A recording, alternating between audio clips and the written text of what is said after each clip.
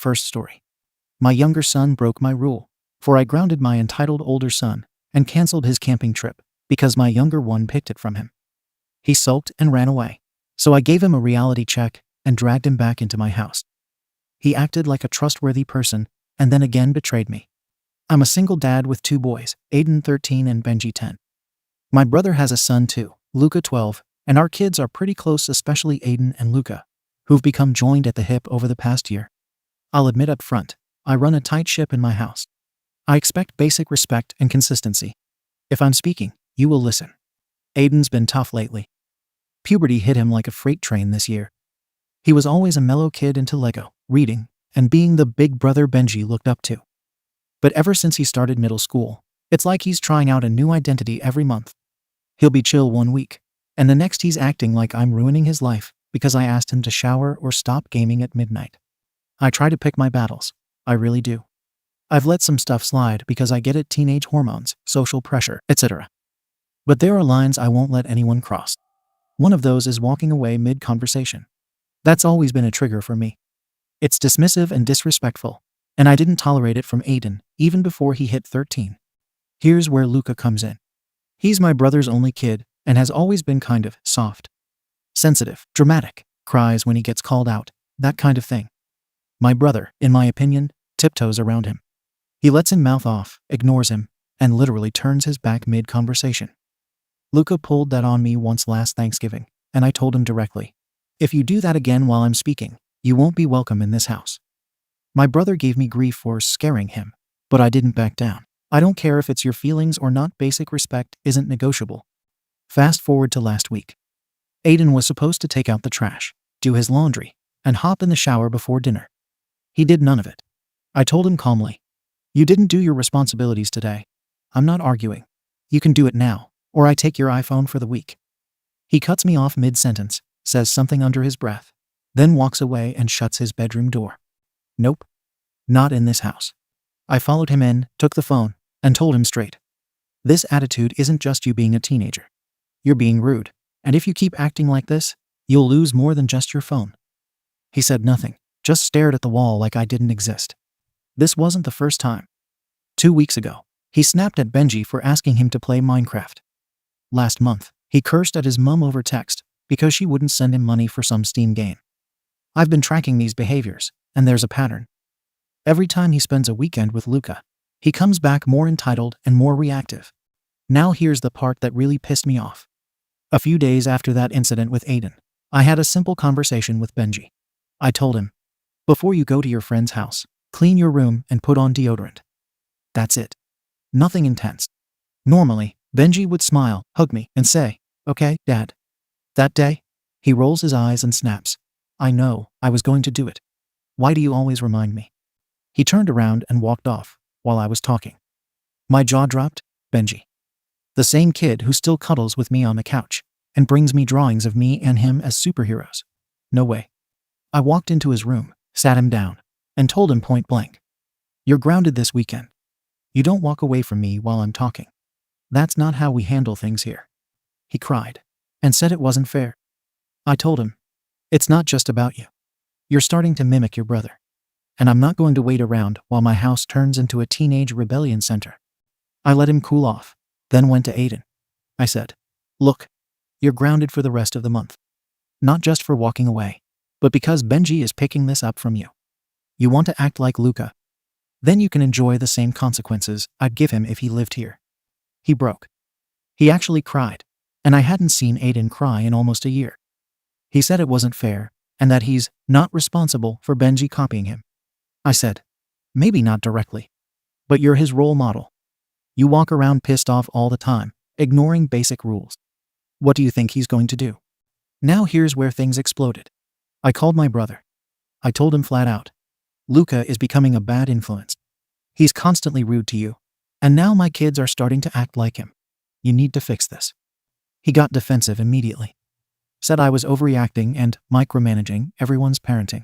I said, if your kid can't handle basic discipline without crying and turning his back, that's not my problem. But when my sons start acting like him, it becomes my problem.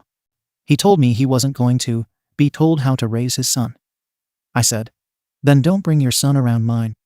Because if he walks away from me or turns his back while I'm talking, it'll be the last time he's in my house. Then he dropped the bomb. He said maybe it's best if we keep the kids apart for a while. Which would be fine. Except he's the one who planned the big camping trip next weekend with all 3 boys. I told him straight if he wants to flake on the camping trip because he's butthurt over me calling out his parenting, then fine. But I'm not going to pretend like this isn't affecting my household. My kids don't live in a bubble. If they spend hours every weekend with a kid who gets to mouth off, walk away, and treat adults like they're optional, then I'll see the effects. And I am. I saw it with Aiden. Now I'm seeing it with Benji. I'm not going to wait around and hope it just stops. After that call, my brother stopped replying to texts. I sent one more saying, if you're backing out of this trip, tell me now so I can make other plans for my kids. Nothing. Total silence. Meanwhile, Aiden moped around for a day and then went into full sulk mode. I didn't feed into it. He lost his phone, Xbox access, and weekend plans until the end of the month. I made it clear that disrespect has real consequences, and if he wants to earn his privileges back, it starts with fixing his tone and stopping the passive-aggressive crap. Benji's been quieter since his grounding, but honestly, I think it shook him the right way. He's not used to being in trouble. I sat him down and explained it again. You're not in trouble for being upset. You're in trouble for being disrespectful. You don't copy someone's bad attitude just because they're older. He nodded. Didn't cry this time. We played Monopoly that night. I think it's sinking in. Now let me be clear, I'm not on some power trip. I'm not obsessed with controlling every emotion in my house. But walking away mid-conversation is something I will not tolerate, period. It's not about ego. It's about the precedent it sets. If I ask you to take responsibility and your response is to shut down or shut a door, that tells me you're not ready for freedom. You're not ready for choices. Some people might say I'm being too strict, that I should connect more with Aiden or let Benji express himself. I'm not raising roommates. I'm raising men. And part of being a man is learning how to face a conversation, even when you don't want to. Especially when you don't want to. As for Luca, I don't care how emotional he is. I've seen him straight up ignore my brother while he's talking. He did it at a family BBQ in July. My brother told him to put his phone away and help bring stuff in from the car. Luca rolled his eyes, turned away, and said, I'm busy. Then just walked off. My brother laughed it off and said, he's just tired. Tired, my arse. That's learned behavior. That's what happens when there's no accountability. And now my kids are starting to mirror it. I cut that off the second I saw it. And what pisses me off the most is this. I told my brother months ago this was going to be a problem. I said, if you don't start checking that attitude now, it's going to spread. He said I was being paranoid. That kids are just moody sometimes. Now here we are, and he's silent when it actually affects someone else's household. So no, I'm not walking back my decision. Aiden is grounded for the month. Benji's grounded for the weekend. Luca is not welcome to stay over at my house until I see a serious change in how he talks to adults, not just me, but his own dad. And if my brother wants to keep pouting and kill the camping trip, that's on him. You don't get to play cool dad and dump the consequences on everyone else. If your parenting stops at the door of your own house, then you've failed. I'm not apologizing for running my house with structure. So Reddit, Ada? Comments. Comment 1. Look, I worked with troubled teens for over a decade. The number one thing that screws up young kids, inconsistency. You don't get to act like your kid's best friend one day and their parent the next. So I respect the hell out of your consistency. You set a line and held it that matters. That said, you're projecting too much onto Luca. Yeah, maybe the kid's disrespectful, but it's not his job to be a role model in your house. That's Aiden's job. If Aiden is so easily influenced that a weekend with his cousin turns him into a door-slamming zombie, then your problem isn't Luca.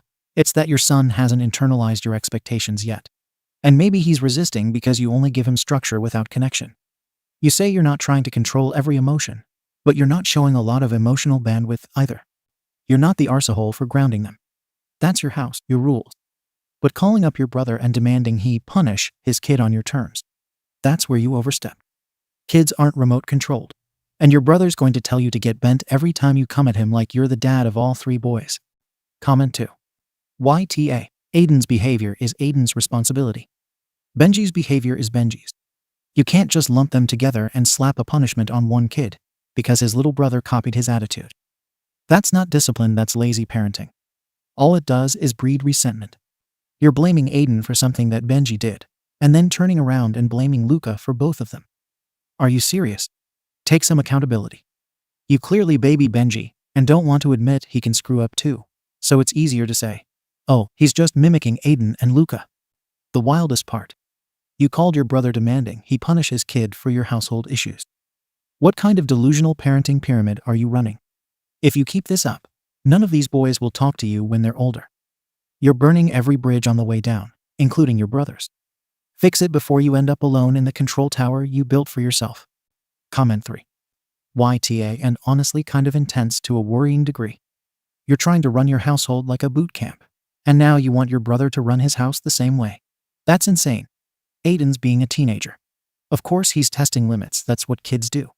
But you're treating every disagreement like a personal insult, and then grounding him like he spat in your face. You can set rule, sure. But you're not just shutting down bad behavior, you're shutting down any behavior that doesn't look exactly the way you like it. There's no room for emotions, disagreements, or even learning. Just punishment. And the second your younger kid steps out of line, you ground the older one and try to get your brother to punish his kid. Luca isn't your problem. Your need to dominate every interaction is. You're driving wedges between everyone, your kids, your brother, even yourself. Pull back, man. You're going to regret this long term. Update. A lot has happened since my last post. To be clear, I didn't come here to get validation or sympathy. I parent the way I do because it works. And the people who actually live in my house, my sons, are doing better for it. But yeah, things escalated. Right after the whole incident with grounding Aiden and Benji, my brother cut off communication. No reply to texts. Nothing. Then a few days later, I get a group text meant for other family members, not even directly to me, where he casually drops that the camping trip is off indefinitely, and that family time isn't healthy for everyone right now. Didn't say my name, but the implication was obvious. And the icing? My mom texted me right after, saying she was disappointed and asking if I could reach out and fix this. I set rules in my home. I enforced them. I said Luca wasn't welcome until he showed me basic courtesy, not exactly an impossible bar. My brother couldn't handle being called out. That's on him. Then the next blow came. Aiden ran off. He was supposed to be at home doing some school project with Benji. I stepped out to grab groceries, and when I got back, he was gone. Left a note, a literal paper note, saying he was staying with his mom until I learned to stop punishing him for everything. I'll explain our custody setup, because people always assume the worst when a kid runs to the other parent. Aiden and Benji live with me because their mom travels constantly for work. We agreed years ago that the boys needed consistency. She's based in another state half the time, working in entertainment, so Monday to Friday parenting was never going to be her role. That was court approved and mutually agreed upon. She gets them over major breaks and some long weekends, but the day-to-day, that's all me. She was never against it. She just knew her lifestyle wasn't suited to raising school-age boys full-time. So for Aiden to run off like that? It wasn't just dramatic, it was logistically insane. He had to get a ride from one of her assistants because she wasn't even home when he called her. I find that out when she finally texts me 2 days later, not to talk things out, but to tell me he needs space. I called her and said, "You're undermining everything we agreed on. You're not even there, and now he's what? Sitting in a guest room with some stranger watching him," she said. "At least he feels safe." Safe from what? From a curfew. From being held responsible when he ignores me mid-sentence. I got my lawyer involved. And no, not to sue anybody or drag her to court. Just to clarify our custody agreement. I didn't want a war. I just wanted my son back in the environment where he actually goes to school and has a routine. We made arrangements. I flew out. I didn't drag him by the arm. I sat him down and told him, "You made your point.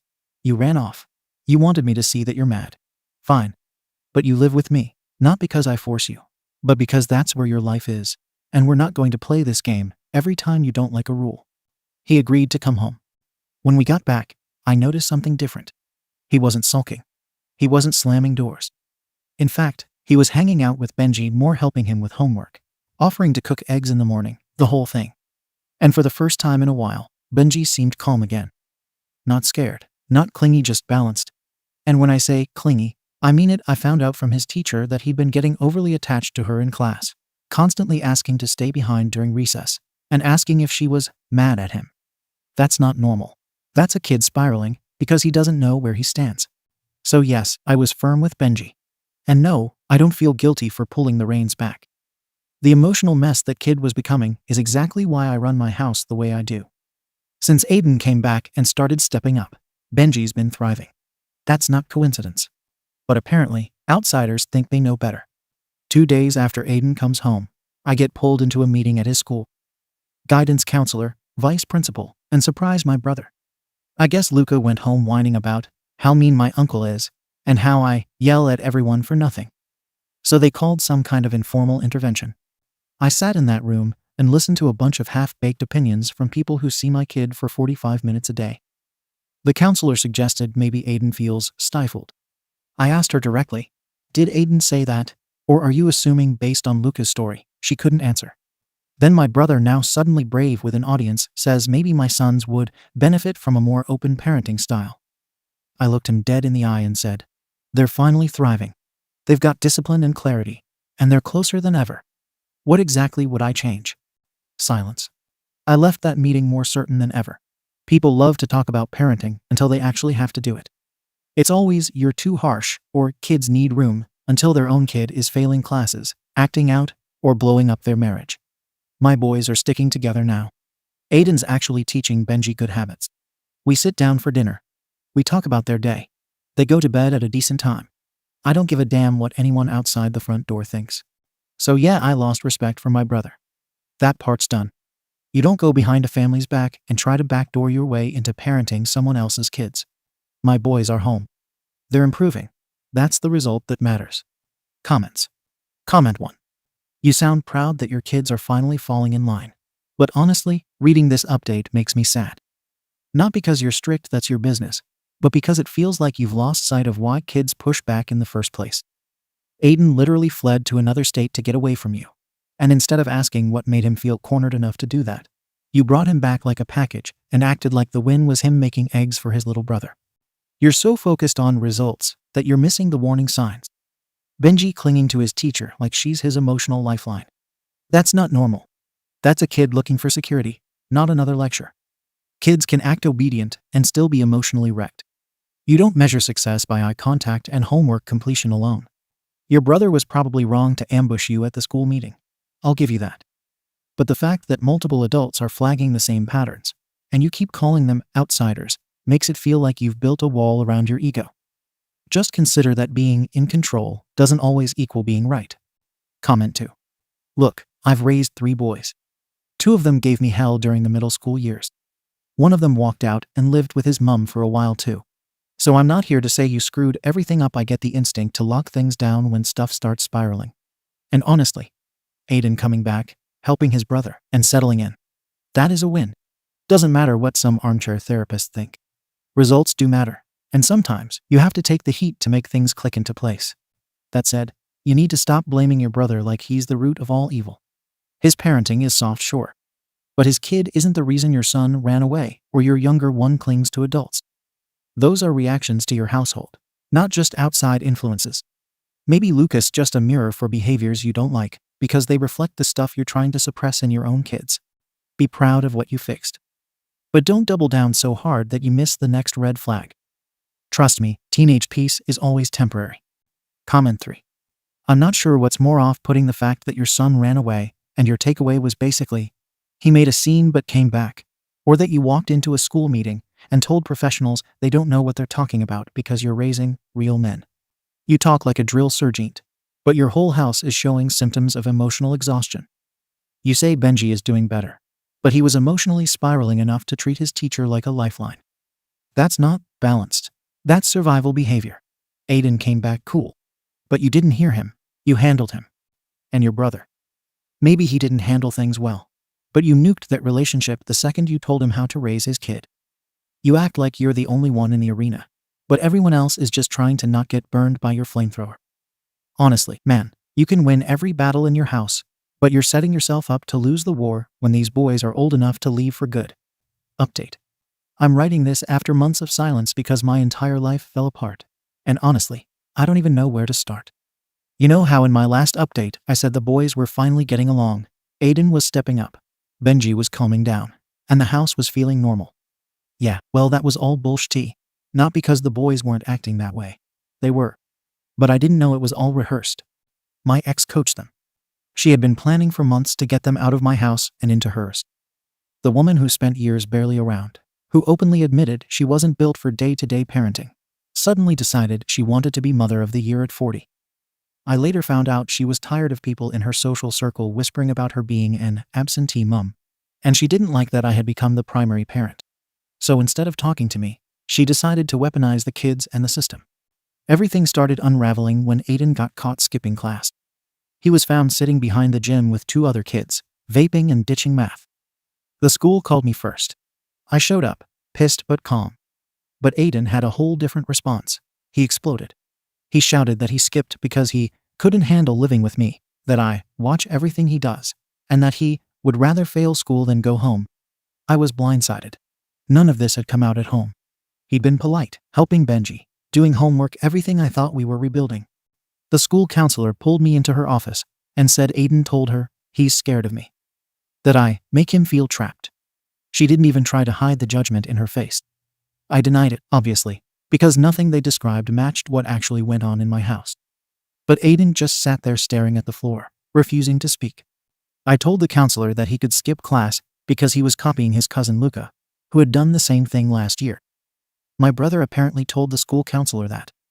But instead of backing me up, my brother acted like he didn't know what I was talking about. I shouldn't have been surprised.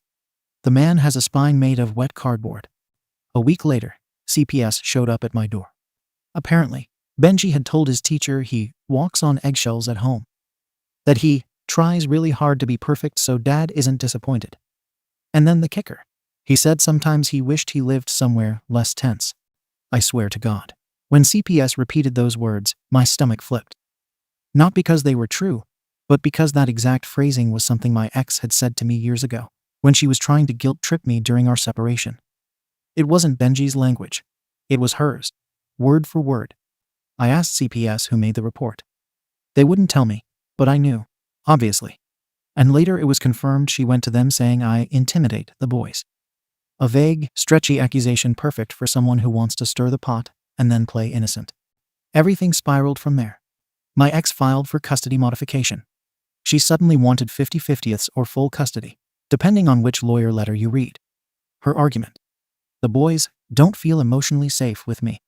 The same boys who ate dinner with me every night, played games with me, went on hikes with me, hugged me, and laughed with me. The same boys who, until a month earlier, were doing chores and cracking jokes in the kitchen. Then I found out the truth. The boys admitted not to me, but to my sister that their mum told them to just keep it together a little longer, meaning act polite, listen, help around the house, and be good brothers so they could get out of dad's custody without trouble. She told them CPS won't believe us if you act wild, and that they have to work together. So they did. They acted like the ideal siblings, responsible, polite, and supportive. It was all coordinated. When my sister told me, I felt sick. Not angry sick. Because that meant Aiden's apology, his early breakfasts, the way he helped Benji with homework. None of it was real. It was rehearsed. A team effort. My boys are working together, but not for the reason I taught them. Not to be accountable, not to look out for each other, not to be good men. They did it to get away from me. The custody hearing was ugly. My brother testified for my ex. Of course he did. My ex cried on the stand. My kids sat there stiff and silent. CPS didn't find any abuse, but they said emotional tension exists in the home. Which, sure, when your ex weaponizes your children, tension tends to pop up. I didn't lose custody completely, but it got reduced so sharply that it might as well be. Benji now lives with her half the time. Aiden chose to stay there full time, for now, and the court allowed it because of his age. The kid who used to ask me to tuck him in now barely answers my texts. The kid I grounded for walking away now won't even face me in court hallways. My ex is smug as hell. Pretends she didn't want things to escalate. Claims she just wanted the boys to feel heard. She's a manipulative arsehole who used the kids to fix her reputation. I'm not shy about saying it.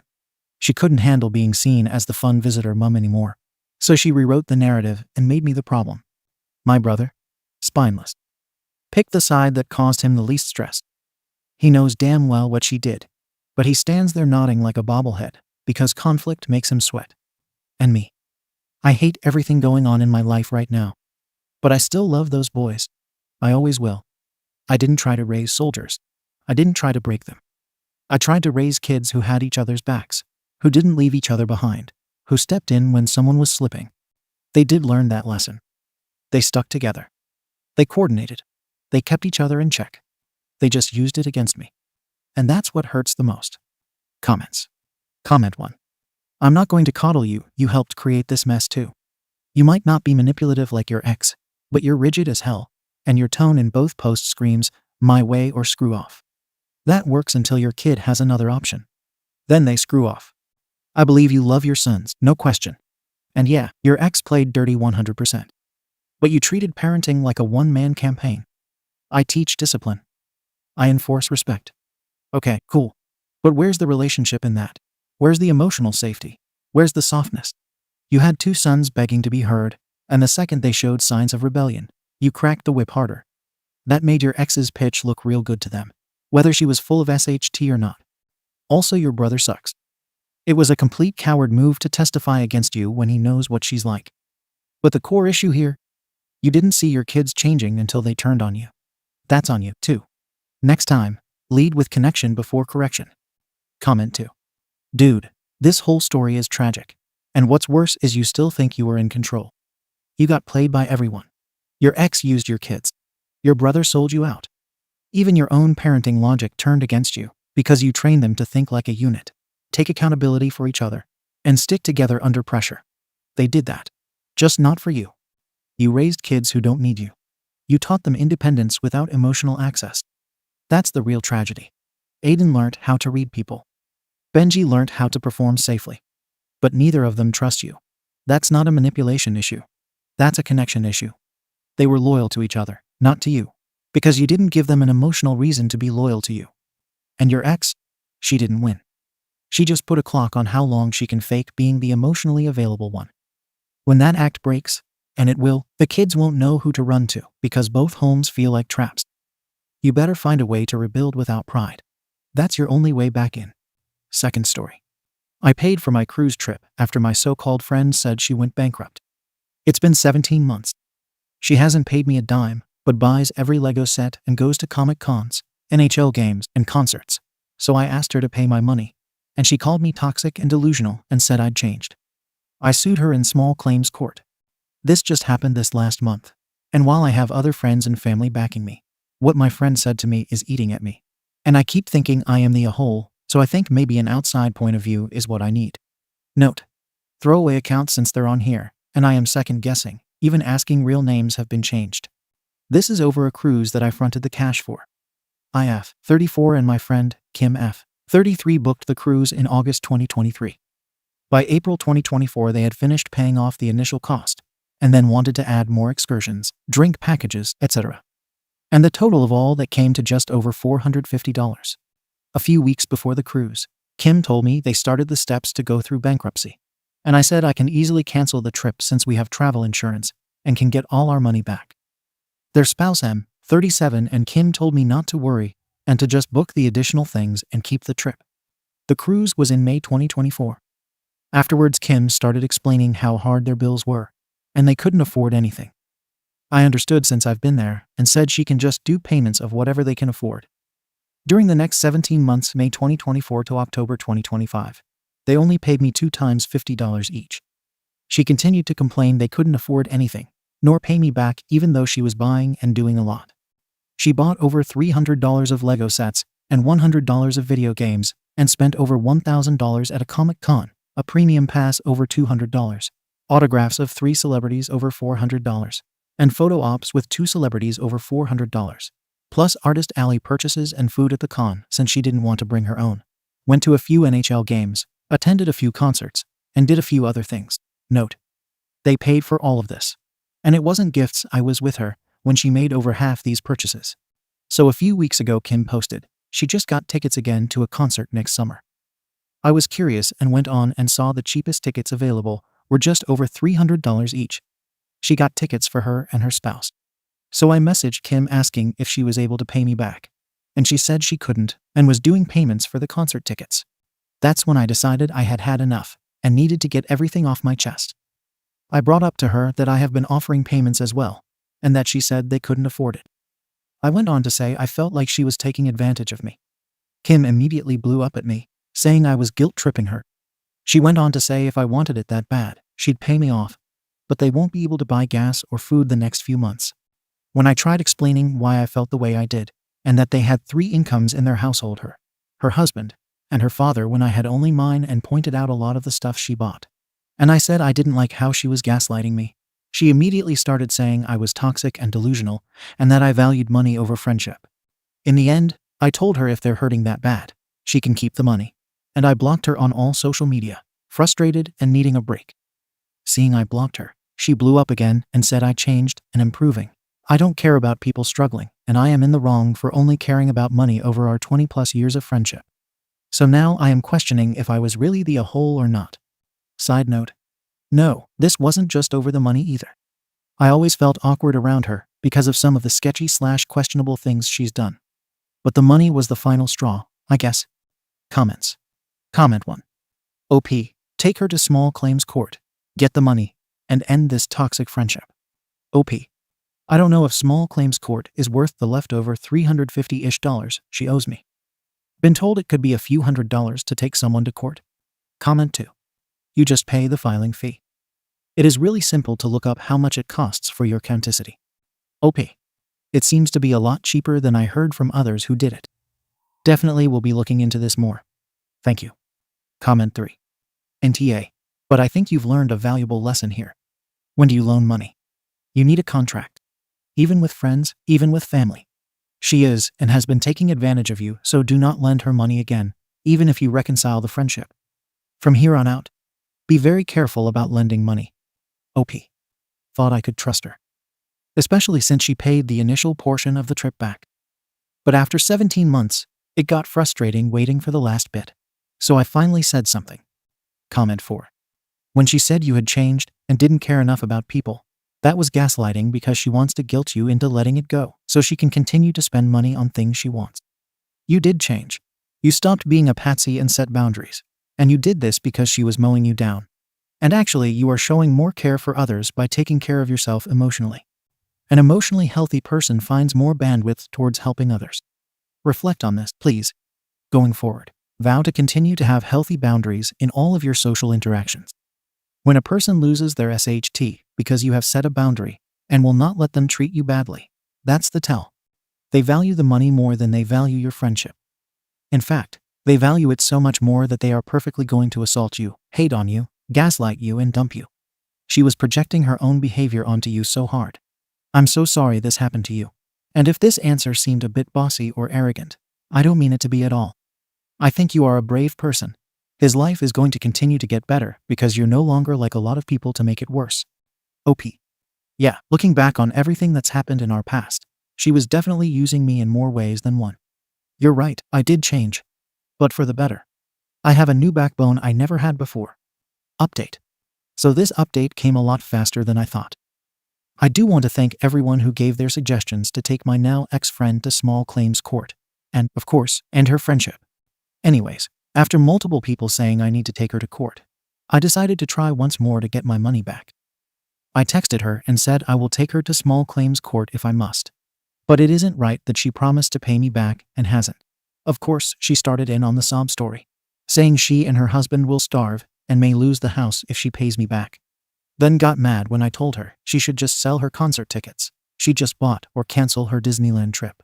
I found out from a mutual friend they were planning. She didn't reply for a while, and then ended up saying that unlike me, she is a true friend, and at least doesn't let money corrupt her and make her an evil person like I became. But she sent the remaining balance via Venmo. So I got my money back.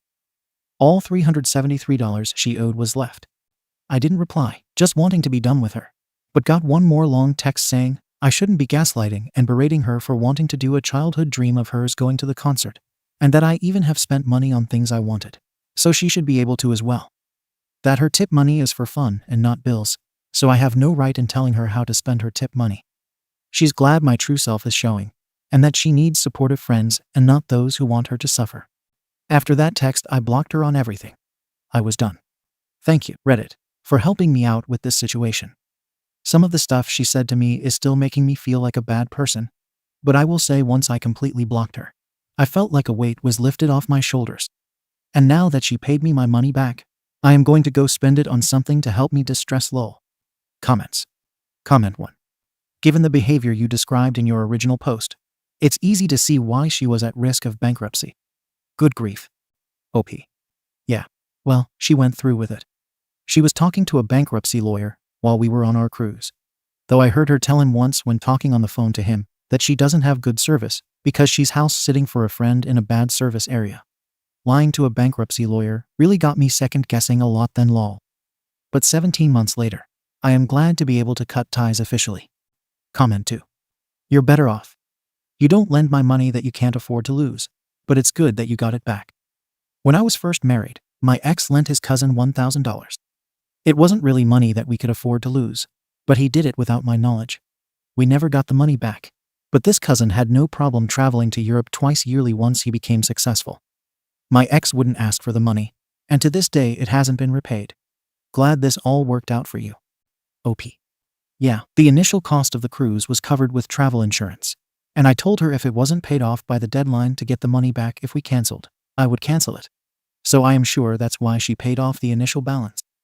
But this extra money I fronted for a few excursions, and a beverage package for her didn't have as strict of a deadline. My parents even asked what would happen if she doesn't pay the extra back, and I said I guess she wasn't my friend, but she paid the other back, so she should be good. So yeah, definitely no plans on loaning to friends again. Comment 3. She said they were going to starve and lose the house, and the amount of money was $373. OP. Yeah, and I even offered her payment plans too. She even said she can do $10 a month if needed. But yeah, after 17 months, and seeing her get those concert tickets, I kind of lost it and went off on her, which is where the original post came in. But yeah, all this over $373. Comment 4. Lol, that excuse is brazenly stupid. Although to be fair, if you can't eat or house yourself without a $373 loan from someone, you are almost certainly going to be homeless in the near future. So it sort of tracks. Just think, you saved her from that fate 17 times already. OP. So does that mean I should consider myself a hero for saving her from that fate so many times lol? Thanks so much for that laugh lol. Comment 5. How much did she owe?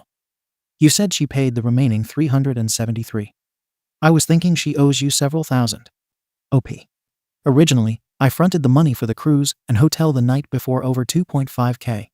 But when I said if I don't have it paid off by the deadline to cancel and get the money back, I would cancel our reservations, and she actually paid that off. Then I fronted an additional $473 or so for a drink package and a few excursions. She only paid $100 back in the first few months after the cruise, so it was like 14 months and had no additional payments towards the remaining balance. Thank you for watching the video. If you are interested in listening to these kinds of stories, we've got more in store for you. Simply subscribe to our channel, hit the like button, and share it with your friends.